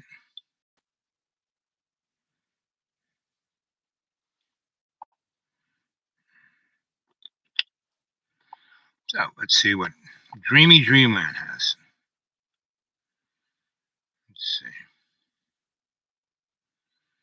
Again, you want to get a hold of me, the Dude Awake 42 at Gmail, all lowercase. The Dude, D-U-D-E, Awake, A-W-A-K-E, 42 at Gmail. Take a look.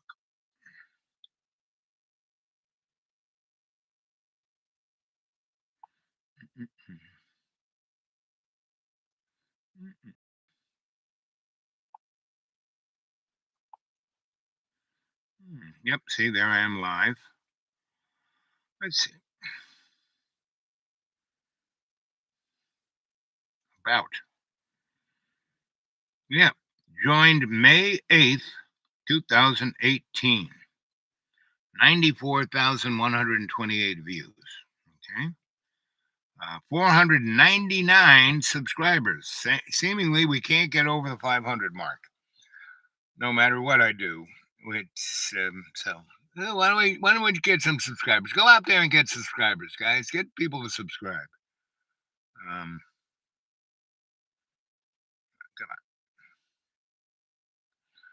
More managed videos, no channels. Let's see. More about this channel. Well, it says when I joined May 8th, that's 5 years. It's 18 to 19, 19 to 20, 20 to 21, 21 to 22, 22 to 23. Yep, 5 years, right? I've been doing this 5 years, right? Doesn't say how many shows I have. Let's see. Community, channels.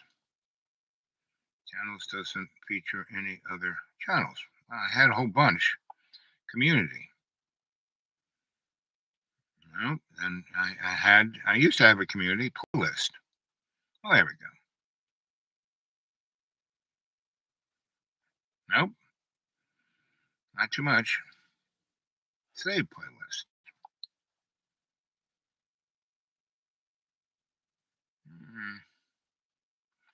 Really Graceful. That's one of my favorites. Yep, she's still there.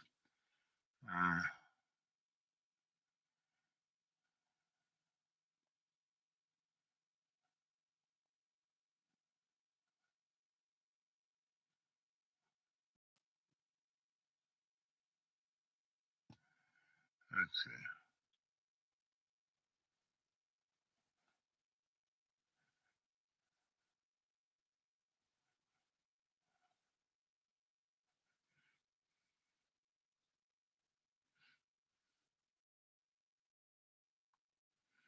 Oh, let's see what Aleister Crowley. Did you know that George W. Bush's mother, her biological father, was Aleister Crowley?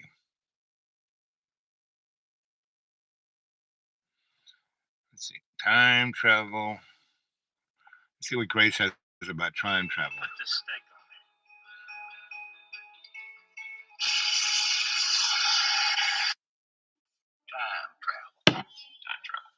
Me up, Scotty. To further pique curiosity over Baron Trump's marvelous underground journey, the portrait of Baron in the book series bears some resemblance. If I squint, I can see it. In the present day, the first family's dog is called Patton, named after General George Patton. General Patton is most famous for winning the Battle of the Bulge. The dog in Lockwood's novels is named Bulger. And yes, I know, we might need a little stretch after that reach, but while we're at it, there's mention of an entrance to the inner earth that lies in the Ural Mountains. Mentioned, of course, in Lockwood's books, which is exciting a lot of folks who subscribe to the Hollow Earth theory, while making others wonder if this is the real Russian connection the news continues to ramble on about. But I want to know about this world within a world reference within Lockwood's book. A world heavily inhabited by strange beings, rooted in ancient myth. There are several ways we could read into that, like with the Hollow Earth theory, or we could take a look at other prominent works of the time which explored concepts of the unconscious, or we could draw a parallel to present day. What exists now that is a world within a world? There's no one answer, but certainly the internet would be a world within a world, right? Let's not dwell on that, though. We've got more ground to cover with Lockwood's novel, The Last President. The Last President, referenced in the novel, ran with the vision of uniting the working class to make their nation great once more. Elected in 1896, The Last President's stage is set in New York.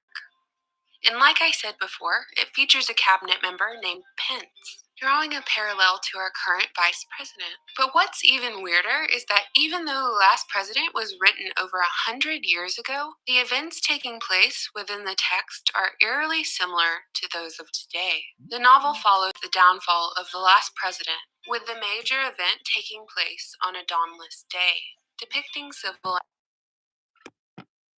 Hey, Internet friends!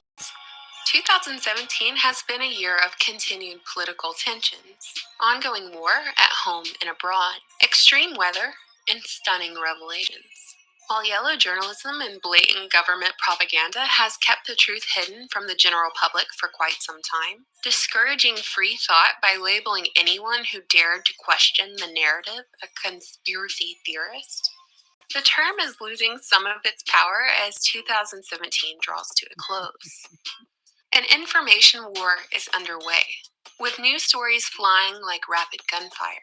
It's almost too much information to take in all at once, with a large chunk of the information validating the ramblings of those who were once disregarded as conspiracy theorists. So we can't let this information get swept under the rug now, can we? No way. That's why today we're going to take a moment to keep score by discussing the conspiracy theories that became conspiracy facts in 2017. Conspiracy theories. Conspiracy theory. Conspiracy theory. Conspiracy theories. Conspiracy theories. Conspiracy theory. Conspiracy theories. Conspiracy theory.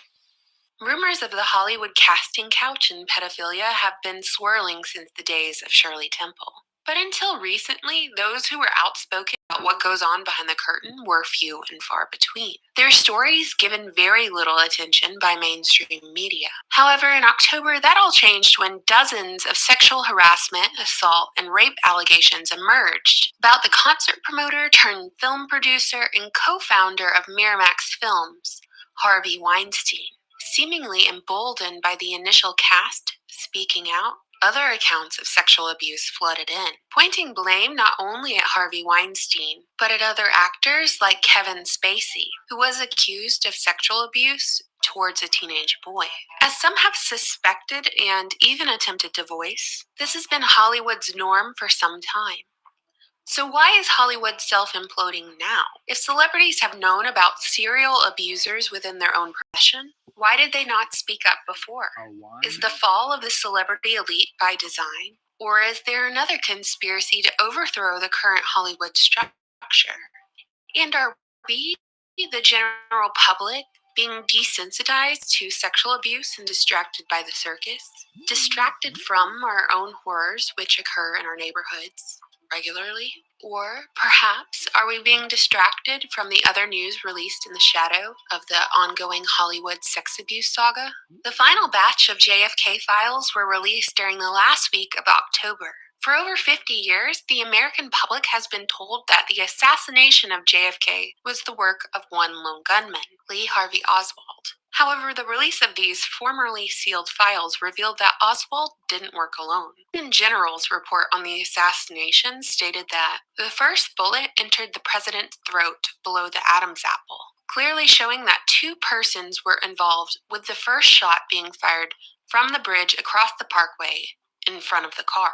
Furthermore, there has been an ongoing effort on behalf of the U.S. government to convince the American public that 24-year-old Oswald was solely responsible. FBI Director J. Edgar Hoover wrote that he was worried that conspiracy theories would take over the narrative, writing, "The thing I am concerned about is having something issued so we can convince the public that Oswald is the real assassin." Tell me, are y'all convinced Oswald is the real assassin? These JFK files held many surprising revelations, and not all of them were about JFK, leading us into our next conspiracy fact. After his forces were surrounded, Adolf Hitler committed suicide in a bunker in Berlin. At least that's what we were told, anyway. One time I even paid for a tour over that bunker, led by a guide who told the group that Hitler shot himself in the head. Now I want my money back because CIA files, which were released alongside these recent JFK files, revealed that the CIA was investigating Hitler's whereabouts in 1955. An eyewitness had met a concentration of Nazis in Colombia, and they addressed the man who claimed to be Hitler as Der Führer. At the time of this investigation, Hitler could no longer be prosecuted as a criminal of war, because it had been over 10 years since the end of World War II. This news really makes me do a double take at all these photos of Hitler after World War II were disregarded as fiction. Speaking of post-World War II, the State of Israel was established in 1948. But even though Israel is located in the Middle East, the Zionist state has major influence in the U.S., which brings us to our next theory turned fact. The United States of Israel. Those who have spoken out about a Zionist influence in U.S. elections and legislature have not only been labeled conspiracy theorists, but also anti-Semites. But this conspiracy fact was established long ago with the power and sway of AIPAC, which describes itself as a bipartisan organization of U.S. citizens committed solely to strengthening, protecting, and promoting the U.S.-Israel relationship. And even though on their website, AIPAC says it's an American pro-Israel lobby with members spread. Okay. I'm getting hungry. I think that's enough for you guys to digest. I don't know what's going on with your little minds. But, so here it is. You know, the 5th anniversary of Dreamy Dreamland with Sensei Al Bob. And don't believe a word I say. And good luck with that. And it'd be nice if some of you guys throw something in on the old PayPal thing. It's It's let's see. Let's make a few phone calls since we're on the edge. Ooh, 1 o'clock. Let's see what our good friends at Democracy. Lawmakers, and while the Biden administration considers imposing a new ban on the right to seek asylum in the U.S. when the Trump era Title 42 policy ends May 11th. In a statement, the ACLU added, quote, President Biden, Texas Governor Abbott, and other elected officials continue to spread fear about immigration instead of treating the needs of people crossing the border as a humanitarian matter, unquote. We'll speak with attorney Jennifer Harbury. In the occupied West Bank, Israeli soldiers shot and killed 2 more Palestinian men Saturday, both 22 years old, during a raid on a refugee camp near the city of Tulkarem. Elsewhere in the West Bank, Israeli forces demolished a Palestinian elementary school in the village of Jabed el-Dib near Bethlehem Sunday. The European Union, which funded the school, condemned its destruction and called on Israel to halt all demolitions and evictions. This is student Mohammed Ibrahim. We got ready to school, and when we arrived, we didn't find this school. We want a school today. We want to study. If the Israeli forces will keep demolishing, we will keep building. We want to study at our school. It was a nice school. We want another one. Here in the United States, Minnesota Democratic Congressmember Betty McCollum introduced a bill Friday that would bar U.S. aid to Israel from being used to detain Palestinian children, as well as military activities that lead to, quote, further unilateral annexation, unquote, of the occupied West Bank. The bill is backed by 17 Democrats. Meanwhile, the World Food Program says it'll suspend food aid to over 200,000 Palestinians starting next month because of funding shortages. Guess they're going to starve to death. Strikes rained down on Kyiv and other parts of Ukraine overnight. Kyiv's mayor says over 30 drones targeting the capital were shot down. Over the weekend, Ukraine also said it downed a Russian hypersonic missile for the first time using the U.S. Patriot missile defense system. Russia's evacuated over 1,600 people around the beleaguered Zaporizhzhia nuclear power plant ahead of an expected Ukrainian counteroffensive.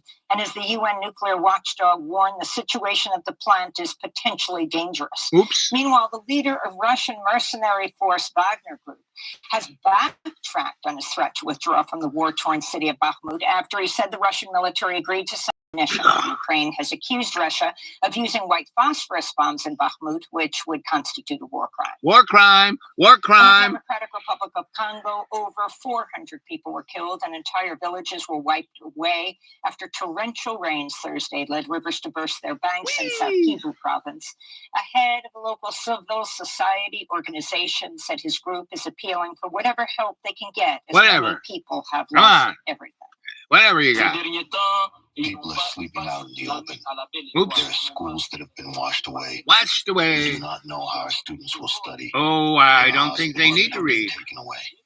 The tragedy They'll be starved to death anyway, so they don't need to read. 136 people in neighboring Rwanda. They're not going to buy anything. They're not going to be. Antonio Guterres offered his condolences and said, Oh, I'm so sorry. Oh, where's my limo? My limo's here now. I'm sorry. My limo's here. Countries that have done nothing to contribute to are the call girls in the limo? Okay. Burundi, Guterres also called for Burundi prostitutes? Good. You just blew them in. I renew my call for de-escalation, appeasement, and restraint of armed groups, whether local or foreign. They must lay down their arms in the DRC. Yeah. In the north, it's been going on for 30 years. Of Manipur. Oh, by the way, there's the largest thing of diamonds in the DRC than any place else in the world. Oops. There's oil there, too, and gold. The clashes were triggered by a dispute over the state's largest ethnic group, which is seeking a special tribal designation that would grant members certain benefits, this is including in access India. to colleges, government jobs, and elected positions. Members of the Arab League moved to readmit Syria after 12 years of suspension during a meeting in Cairo Sunday. It's the latest push to reestablish ties between Arab nations and Damascus. They killed 250,000 people. Who cares? Hey! President Bashar al-Assad's violent crackdown on protesters that drove Syria they're paying, to a devastating civil war. that guy's giving me money. Benjamins, real gold. This is Ahmed Abu Ghait, Secretary General Abu of the Ghait. Arab League. The return of Syria is the beginning of a movement, not an end. Not the an direction end. of the resolution of the crisis in Syria will take time for procedures to be implemented, and it will be gradual. The task of this committee is to follow up on those procedures. On those Also, procedures. it is not a decision to resume relationships between Arab states and Syria. This is a sovereign decision left for every country to take on its own. In Chile, right-wing parties have won a majority of seats on a 50-member commission tasked with rewriting the nation's Pinochet-era constitution. Sunday's vote was another defeat for President Gabriel Boric after voters last September rejected a proposed progressive constitution that would have expanded rights for indigenous peoples and abortion seekers, guaranteed universal health care, and addressed the climate crisis. In Britain, thousands of guests packed into Westminster Abbey Saturday to witness the coronation of King Charles. Outside the ceremony, police cracked down on protesters, arresting at least 52 people. Activists from the anti-monarchy group Republic say their leader and other members were detained even before they started protesting. Environmentalists with Just Stop Oil and other groups were also arrested. Demonstrators condemned laws suppressing public protest, the monarchy's colonial history, and its anti-democratic nature.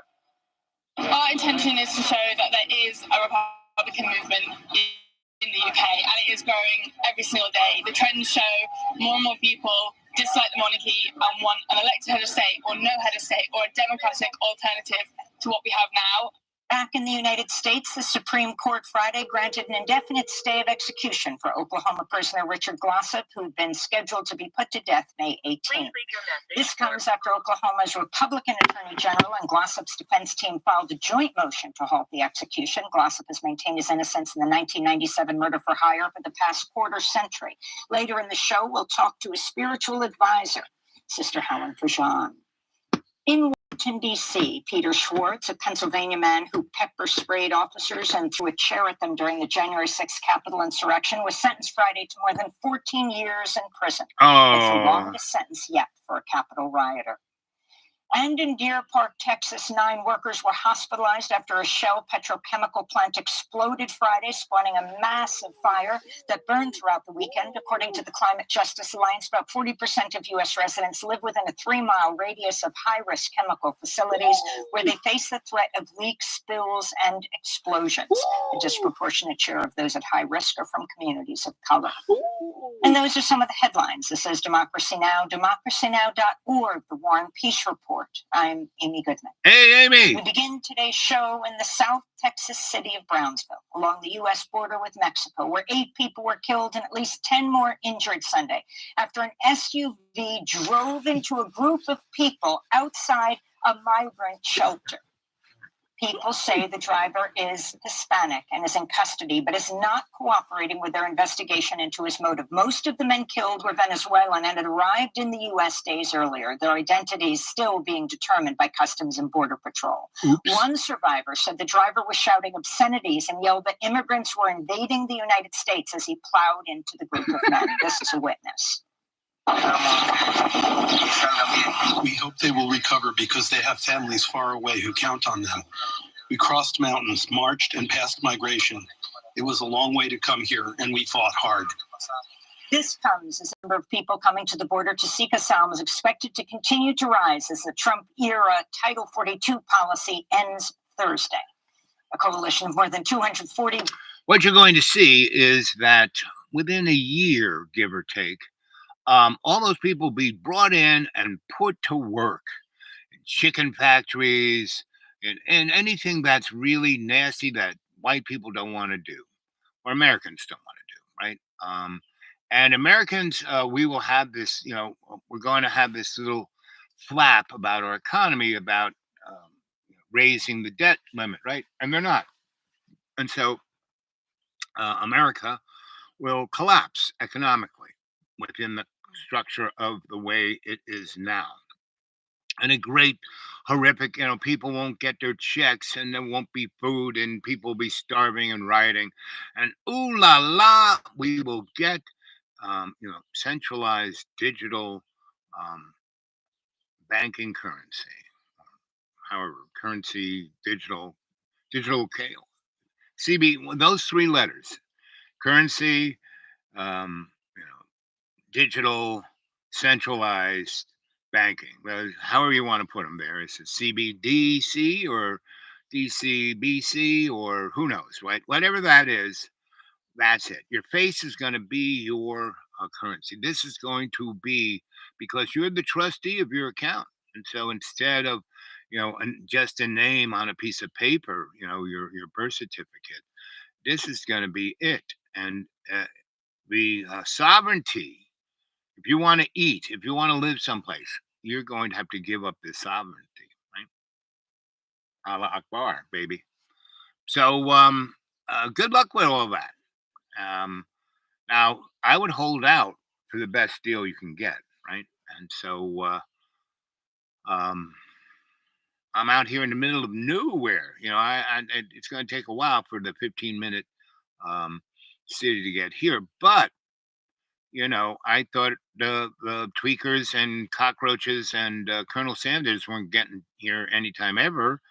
Here they are, and they're really descending in a big way. Not that and the cute little cockroach family. I mean, they are, and it's. I would have to go someplace to get lab rats to study if they didn't just appear, right? And so that's what it is. And here it is. It's my birthday. It's my birthday. 5 years of Dreamy Dreamland with Sensei Al Bob. And gang, I would say you better put this down. Let's see how much juice do I have left. Oh, yeah, I got to get out of here soon. I'm going to be out of here, out of this show. But this is a good show. I'm not going to do any more for a bit. I'm just going to leave this on the top of the rung and see what you think of it. So I'd love some feedback. I'd like some, hey, send something to Mr. PayPal, the dude awake 42 at Gmail. What else? That's about it. I love you guys. Stay awake, not woke. Awake is being connected to love's co-creation. What that is being. I pray all the time. I'm God has my back. I feel God all the time because I'm in service to God. I serve, I let go of my ego. I can be a moron. Yes, I can blah, blah, blah with the best of them, but I'm here to serve love's co creation. That's it. That's it. I've died 7 times, so I kind of, that has wrung the illusion of life out of me, right? So, and I keep being sent back here to keep. Well, you just got 11% more. You agreed to do what God wanted. You're doing a great job. You are one of those lucky bastards, boy. You are doing it. No matter, they tried to kill you at birth. You just kept on, right? We sent somebody to watch your back, Dr. Black.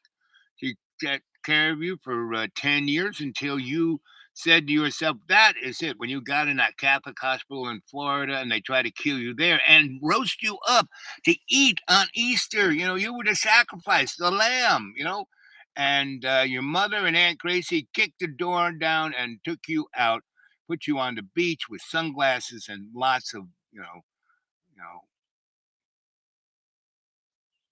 what is that stuff they spray on you? They lather you up so the sun doesn't burn you. Anyway, and that's when when you were in that hospital and they had you trussed up ready to stick in the oven and you said, that's it, I am never getting sick again. And then you never got sick again, right? Till you died a few more times, but they were more physical things, right? And each one was a great lesson. You worked in rock and roll for 3 years, never did any drugs, never smoked. You was around people smoking pot. It's like I was Bill Clinton. I never inhaled. Um, so, and all the producers loved you because you never did their stash, and you never drank, while everyone's in the limo, even the limo driver is too drunk to drive, you would drive. So you were part of the cadre. So it's all good, buddy. You're doing a good job. Thank you very much. Just keep at it.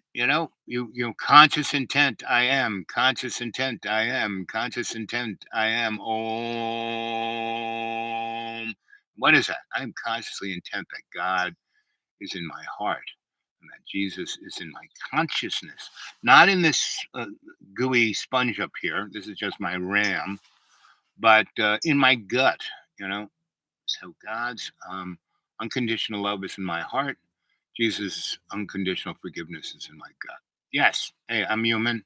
I can get annoyed. I can get off my lawn. You know, I can do that, but I don't. You know, because I have God always. You know, we're always in communication. And see, that's the word FUCK, right? What does that word mean? It means fornicate under church and king. And what is fornication? It's not the all in, all out. No, it's not that. The fornication is the disconnection from love's co-creation. That's what fornication is. When you do things without any consciousness, that you're just a cockroach, you know. And actually, cockroaches have more consciousness than you, right? So to tell you, just because you're a human, just because you got a credit card, doesn't make you anything other than a child of God, which is the best thing you can be. Okay, gotta go. We're on the red line of the battery. My little laptop doesn't like when it crashes without